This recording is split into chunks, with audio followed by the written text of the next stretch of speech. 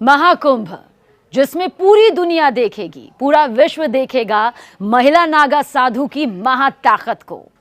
देखिए, महाकुंभ में एक बार फिर महिला नागा साधु दुनिया के सामने आएंगी।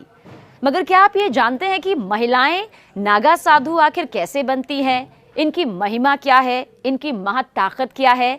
क्योंकि नागा साधुओं को तो आपने कई बार देखा होगा, लेकिन क्या आपने कभी किसी महिला नागा साधु को देखा है? बहुत से लोगों का जवाब इसमें होगा नहीं। लेकिन इनकी महाताकत से आज हम आपको रूबरू करवाएंगे, क्योंकि महिला नागा साधु लोगों के सामने दरअसल बेहद कम आती हैं। आमतौर पर उन्हें महाकुंभ के दौरान ही देखा जा सकता है। आखिर ऐसा क्यों है, किस लिए है, इसके पीछे की वजह क्या है, यह आपको जरूर बताएंगे। ये भी बताएंगे कि महिला नागा साधु आखिर रहती कहां पर हैं, क्यों वो दिखाई नहीं देती, लेकिन महाकुंभ उनके बिना अब अधूरा नजर आता है। महिला नागा साधु का पता जानने से पहले ये जान लेना बेहद जरूरी है कि आखिर महिलाएं नागा साधु बनती कैसे हैं। क्या हर कोई महिला नागा साधु बन सकती है? क्या अगर ईश्वर के प्रति, भगवान के प्रति एक आस्था जग जाए तो यूं ही नागा साधु बना जा सकता है? ये प्रक्रिया बहुत मुश्किल होती है और हैरान करने वाली होती है। तो आइए आपको बताते हैं चरणबद्ध तरीके से कि आखिर महिला नागा साधु कैसे बना जाता है। लेकिन उससे पहले कुछ और तथ्यों के बारे में भी यहाँ पर जान लेते हैं। देखिए, जिस तरह से पुरुष नागा साधु होते हैं ना, ठीक उसी तरह से महिला नागा साधु भी होती हैं। पुरुषों की तरह महिलाएं भी नागा साधु बनती हैं। महिला नागा साधु बनना बिल्कुल आसान नहीं होता। कहा जाता है कि महिला नागा साधु बनने की जो राह होती है वो बेहद कठिन होती है।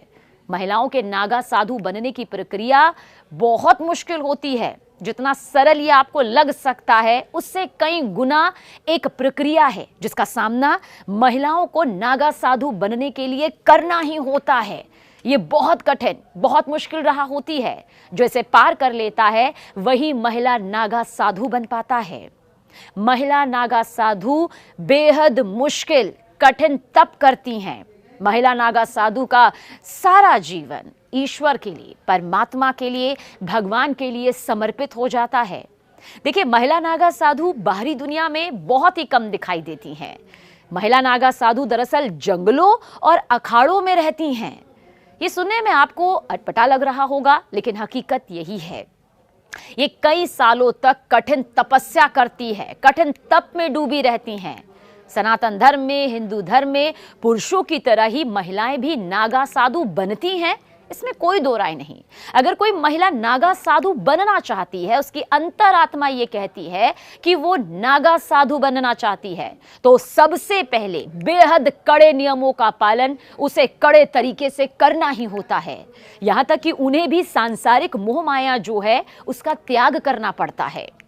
और किन नियमों का पालन करना पड़ता है? देखिए, ये वो नियम है जो हर एक महिला नागा साधु को करना पड़ता है। किसी महिला के मन में अगर नागा साधु बनने की इच्छा प्रज्वलित होती है, उसे लगता है कि वो भी नागा साधु बनना चाहती है, तो उसके लिए पहले 6 से 12 वर्ष तक ब्रह्मचर्य का पालन करना होता है। यह आवश्यक माना जाता है। जो महिला ऐसा करने में सफलता प्राप्त कर लेती है, कामयाब हो जाती है, अपने मन पर काबू पा लेती है, अपनी काम वासना पर पूरी तरह से काबू पा लेती है, तो उसे गुरुओं की ओर से नागा साधु बनने की अनुमति मिल जाती है। जो महिला नागा साधु बनती है, उसके पिछले जीवन के बारे में पूरी जानकारी ली जाती है। ऐसा नहीं है कि अगर किसी के मन में नागा साधु बनने की इच्छा जागी है तो उसका जीवन कैसे रहा है, अब तक उसकी परवरिश कैसे हुई है, उसके जीवन में उसके पारिवारिक तौर पर क्या कुछ जानकारी है, वो सब पूरी तरह से जुटाई जाती है। साथ ही जो महिला नागा साधु बनती है ना, उसे अपने गुरुओं को अपनी योग्यता का विश्वास दिलाना पड़ता है। दरअसल नागा एक तरह की पदवी होती है। वैष्णव, शैव और उदासीन अखाड़े नागा साधुओं की होते हैं। अखाड़ों के बारे में हमने आपको पहले भी जानकारी दी है, आगे भी जानकारी देंगे, लेकिन एक बार फिर बता देते हैं। वैष्णव, शैव और उदासीन अखाड़े नागा साधुओं के ही होते हैं। और इतना ही नहीं, एक और खास बात, अपना ही पिंडदान जीते जी करना होता है। महिला नागा साधु तभी बन पाती हैं, पहले अपना उन्हें सिर मुंडवा दिया जाता है। यानी कि पहला जो होता है, सबसे पहले उनके बालों को कटवा दिया जाता है, क्योंकि कहते हैं ना कि एक महिला का सबसे बड़ा आभूषण उसके बाल होते हैं, इसलिए सबसे पहले इस मोह को त्यागा जाता है। नागा साधु बनने का सबसे अहम पड़ाव है पिंडदान करना। महिला नागा साधु बनने के लिए जीते जी महिला को अपना पिंडदान करा दिया जाता है, यानी कि उसे हर तरह के मोह से दूर रहना पड़ता है। पिंडदान के बाद महिला को उस जीवन से पूरी तरह से मुक्ति मिल जाती है और उसके बाद ही महिला नागा साधु ये स्वीकार करती है कि अब से वो आध्यात्म के सफर पर निकल पड़ी है। अब से उसका पूरा जीवन जो है वो परमात्मा के चरणों में ही रहेगा। वो परमात्मा के लिए ही जिएगी और परमात्मा में ही लीन हो जाएगी। अब उसका सारा जीवन उस ईश्वरीय शक्ति को समर्पित होता है। अब महिला नागा साधु को लेकर कुछ और भी सवाल है, क्योंकि दरअसल नागा साधु जो होते हैं वो नग्न होते हैं, लेकिन महिला नागा साधु गेरुआ वस्त्र पहनती हैं। पुरुष नागा साधु तो नग्न में रहते हैं, लेकिन महिला नागा साधुओं को गेरुआ वस्त्र धारण करने की इजाजत होती है। लेकिन वो वस्त्र ध्यान से कहीं से भी सिला नहीं होता, यानी कि इसमें भी नियमों का पालन होता है। जैसे कि हम और आप जो कपड़े पहनते हैं वो सिले हुए होते हैं, उन्हें हम अपने हिसाब से अपने अनुरूप बना सकते हैं, लेकिन महिला नागा साधु किसी भी तरह से सिले हुए कपड़े नहीं पहनती हैं। और महिला साधुओं के माथे में, यानी कि महिला नागा साधुओं के माथे पर एक तिलक होता है और वो भी अपने पूरे शरीर पर भस्म लगाती हैं, जैसा कि नागा साधु करते हैं, बिल्कुल वैसे ही। लेकिन जगह पर, अलग जगह पर उनका जो विशेष स्नान होता है वो किया जाता है। महिला नागा साधु बेहद सादा जीवन जीती हैं, साथ ही साथ एक लंबा और बगैर सिला गेरुआ वस्त्र पहनती है, जैसा हमने आपको पहले भी बताया। और इसके साथ ही उनके माथे पर तिलक भी होता है, पूरे शरीर पर भस्म होता है। और इतना भी बता दिए, नागा साधु, चाहे वो महिला नागा साधु हो या पुरुष नागा साधु हो, वो किसी भी दूसरे व्यक्ति के समक्ष अपना सिर कभी नहीं झुकाते और ना ही किसी की निंदा करते हैं, लेकिन उनका सिर आशीर्वाद लेने के लिए केवल वरिष्ठ सन्यासियों के समक्ष ही झुकता है। इन सभी का पालन एक नागा साधु को आजीवन करना होता है, यानी कि जब तक वो इस मनुष्य जीवन में है उसका पालन उसे अपने अंतिम सांस तक करना होगा। देखिए, महिला नागा साधुओं को लेकर बहुत सारी बातें सामने आई हैं, जैसे उनके विशेष स्नान को लेकर भी सामने बातें आती हैं। तो हमने आपको बताया कि उनके स्नान की अलग से व्यवस्था यहाँ पर की जाती है। बहुत सादा जीवन उनका होता है। आपको ये भी बता दें कि अगर पूरे भारत का जिक्र करें तो नागा साधुओं की जो संख्या है वो 5 लाख से ज्यादा है। और इतना भी बता दें कि नागा साधु अगर कोई है तो 24 घंटे में सिर्फ एक बार ही भोजन ग्रहण करते हैं। वो अपने भोजन में कंदमूल, जड़ी बूटी, फूल, फल, पत्तियां ये सब खाते हैं। साधु संत को ईश्वर के सबसे निकट माना जाता है। कहा जाता है कि अगर ईश्वर के निकट पहुंचना है तो एक सच्चे साधु संत को देख लीजिए। सन्यासी अपने पूरे सांसारिक जीवन का त्याग कर देता है, अपना संपूर्ण वक्त उस परमात्मा के नाम कर देता है, उसका स्मरण करने में लगाता है। साधु संतों में नागा साधुओं की चर्चा देखिए जरूर की जाती है। सबसे खास बात तो यह है कि नागा साधुओं को लेकर जो एक कड़ा स्वरूप नजर आता है वो सिर्फ भक्ति का ही नजर नहीं आता है, बल्कि कड़ाके की ठंड में भी वो कपड़े नहीं पहनते हैं, नग्न अवस्था में रहते हैं। ये उनकी वो तपस्या है जिसके जरिए उन्हें ये ताकत मिलती है, ये शक्ति मिलती है। शरीर पर धुनी भस्म लगाकर वो घूमते हैं। अच्छा, नागा का मतलब भी नग्न है। नागा सन्यासी अपना पूरा जीवन नग्न अवस्था में ही रहते हैं। नागा सन्यासी बनने की प्रक्रिया हमने आपको बताई कि कितनी लंबी है, कठिन है। और अखाड़ों के जरिए नागा सन्यासी यहाँ पर बनाए जाते हैं, यानी कि नागा सन्यासी बनने के लिए अखाड़ों की मान्यता चाहिए होती है। ऐसा नहीं है कि नागा सन्यासी अपने आप कठिन तपस्या करके गेरुआ वस्त्र पहनकर बन जाते हैं। हर अखाड़े की अपनी मान्यता होती है, हर अखाड़े की अपनी परंपरा होती है, और उसी परंपरा के तहत, उसी नियमों के तहत उनको दीक्षा दी जाती है। कई अखाड़ों में तो नागा साधुओं को भुट्टो के नाम से भी बुलाया जाता है, लेकिन अब प्रचलन में नागा साधु ही है।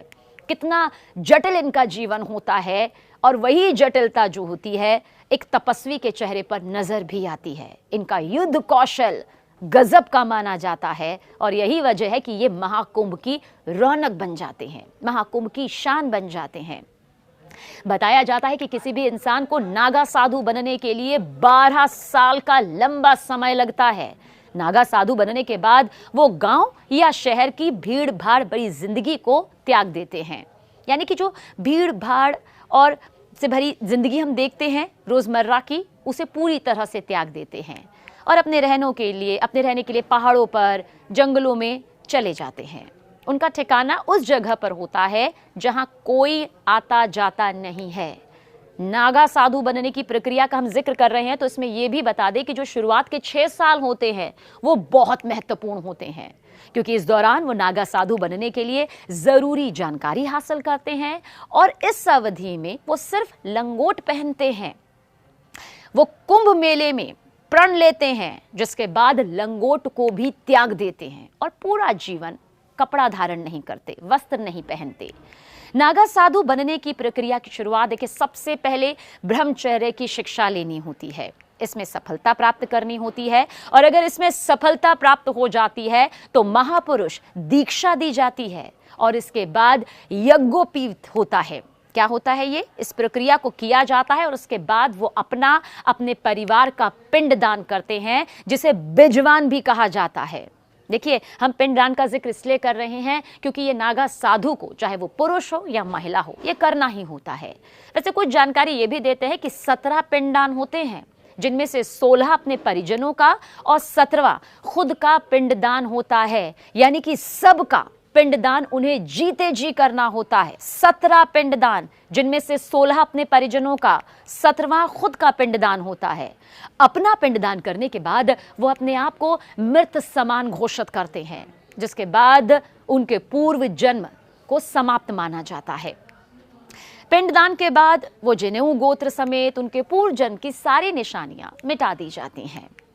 वैसे कई बार लोग बहुत ज्यादा यहाँ पर असमंजस की स्थिति में पड़ जाते हैं। उन्हें लगता है कि नागा साधु, अघोरी, ये क्या अमूमन एक जैसे हैं? तो देखिए, वैसे तो हम महिला नागा साधु का जिक्र कर रहे हैं, लेकिन ये जानकारी भी आप तक पहुंचाते हैं। देखिए, अघोरी जहां तंत्र साधना करते हैं, एकांत में रहते हैं, तो वही नागा साधु मंत्र साधना और योग करते हैं। समझिए, अघोरी तंत्र साधना करते हैं, वहीं पर नागा साधु जो हैं वो मंत्र साधना करते हैं, योग करते हैं, और सामाजिक स्तर पर नागा साधु काफी सक्रिय रहते हैं। वो धर्म की रक्षा के लिए प्रतिबद्ध रहते हैं और समय आने पर युद्ध तक के लिए तैयार हो जाते हैं। इन्हें युद्ध कला में पारंगत माना जाता है। अखाड़ों का जिक्र हमने किया तो इस समय 13 प्रमुख अखाड़े हैं, जिनमें प्रत्येक में शीर्ष महंत आसीन होते हैं। इनमें 7 वैष्णव सन्यासी, 3 बैरागी वैष्णव और 3 उदासीन सांप्रदाय के हैं।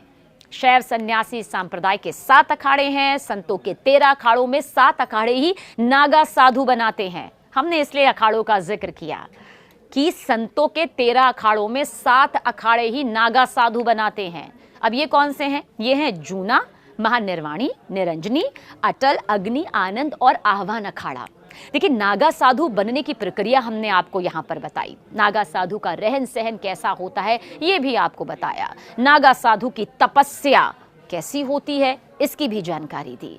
लेकिन नागा साधु एक तरह से सैन्य पंथ है, यानी कि युद्ध करने वाला। सिर्फ तपस्या करने वाला तपस्वी ही नहीं, बल्कि युद्ध करने वाला, वक्त आने पर अपना युद्ध कौशल दिखाने वाला। और वो एक सैन्य रेजिमेंट की तरह बंटकर रहते हैं और अपने त्रिशूल, तलवार, शंख, चिलम से इस दर्जे को दर्शाते भी हैं।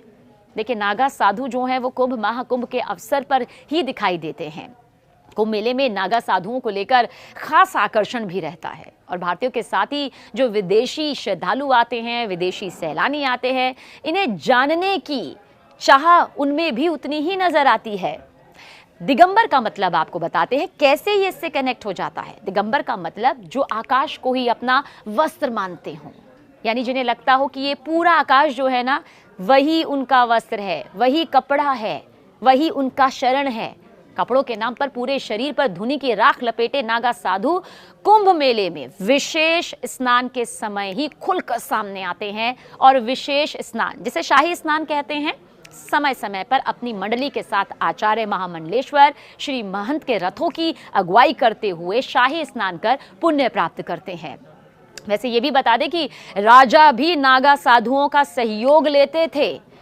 विदेशी आक्रमण की स्थिति में, विदेशी आक्रमण के हालात में कई बार ऐसा हुआ जब राजा महाराजा भी अखाड़ों के नागा साधुओं का सहयोग लिया करते थे।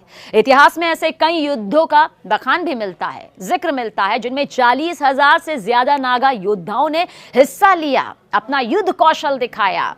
अहमद शाह अब्दाली के मथुरा वृंदावन के बाद गोकुल पर आक्रमण करने पर नागा साधुओं ने मुकाबला करके गोकुल की, कहा जाता है कि, रक्षा की थी। भारत की आजादी के बाद इन अखाड़ों ने अपना सैन्य चरित्र त्याग दिया, लेकिन अखाड़ों के प्रमुखों ने भारतीय संस्कृति और दर्शन के सनातनी मूल्यों का अध्ययन किया, अनुपालन किया और संयमित जीवन व्यतीत करने का आदेश दिया। कोई भी अखाड़ा, चाहे वो कोई भी अखाड़ा हो, अच्छी तरह, पूरी तरह जांच पड़ताल करके ही योग्य व्यक्ति को ही प्रवेश देता है। सबसे पहले लंबे समय तक ब्रह्मचारी के रूप में रहना होता है, फिर उसे महापुरुष, फिर उसे अवधूत बनाया जाता है। अंतिम प्रक्रिया महाकुंभ के दौरान होती है, जिसमें उसका खुद का पिंडदान यानी कि दंडी संस्कार आदि कराया जाता है, जिसे हमने बताया बिजवान भी कहा जाता है। और अंतिम परीक्षा दिगंबर और फिर श्री दिगंबर की होती है। दिगंबर नागा एक लंगोटी धारण कर सकता है, लेकिन श्री दिगंबर को बगैर कपड़े के रहना होता है। एक बार फिर से बताते हैं, अंतिम परीक्षा होती है नागा साधुओं की दिगंबर और फिर श्री दिगंबर की। दिगंबर यानी नागा एक लंगोट धारण कर सकता है, लेकिन श्री दिगंबर को बगैर कपड़े के रहना होता है और वो इस पूरे आकाश को ही अपना वस्त्र मानता है। तो देखा, जिन नागा साधुओं को आप देखते हैं महाकुंभ में, वो महज सिर्फ साधु नहीं है, उनके पीछे की तपस्या, उनके पीछे की कहानी नहीं, बल्कि हकीकत कितनी ज्यादा मजबूत है। और ऐसे ही महिला नागा साधु को भी इसी प्रक्रिया से गुजरना पड़ता है। तो इस बार जब महाकुंभ में आप महिला नागा साधु और नागा साधुओं के दर्शन करें, तो महज दर्शन के तौर पर ना करें, बल्कि समझिए कि आखिर कितनी कड़ी तपस्या और 12 साल का जो लंबा सफर रहा, उसके बाद तैयार होते हैं ये नागा साधु।